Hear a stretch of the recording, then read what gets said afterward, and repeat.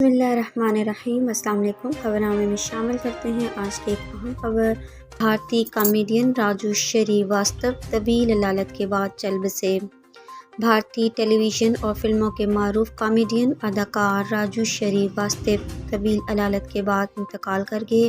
58 سالہ کامیڈین اداکار راجو شریواستو کو دل کا دورہ پڑنے کے بعد اسپتال میں داخل کروایا گیا تھا، جہاں وہ 1 ماہ کے طویل علالت کے بعد گزشتہ روز انتقال کر گئے۔